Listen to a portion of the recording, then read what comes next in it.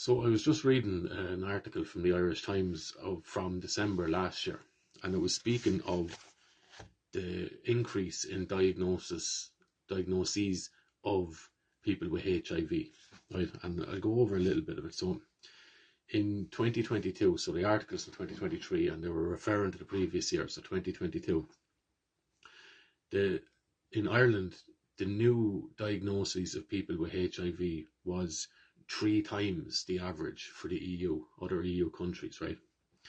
Or 3 times that of the average of the EU, right? So it also has the highest rate of diagnosis of HIV with men who have sex with men, and with only Cyprus and Estonia having higher rates, right? And also there's substantial increase in the amount of heterosexual people being diagnosed with it too, right? So 26 EU countries have also reported an increase in new cases of HIV, or people in the country with HIV, right? And the article attributes it to the movement of people across the EU. And what's interesting about it is that while Ireland has one of the highest rates of new diagnoses in Europe, in terms of the diagnoses being of the native population, in our case, in Ireland's case, Irish people, only 10% of new diagnoses were Irish people. It is only Iceland who had a lower percentage of their native population being diagnosed with this.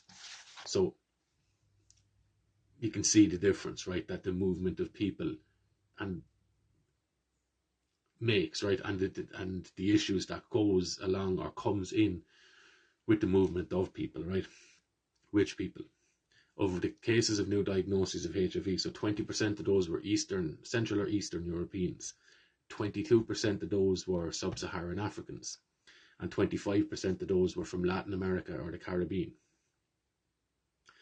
And they state that 62% of these people were already diagnosed with HIV prior to them arriving in Ireland. So they were diagnosed outside of Ireland. So that is one of the issues that we are now forced to deal with, right? And then that's compounded by the fact that we have an increasing rate of sexual attacks, right? So people probably being infected with these diseases, gonorrhea, chlamydia, and syphilis is also on the rise, right? And not only that, but now you have to pay for that too.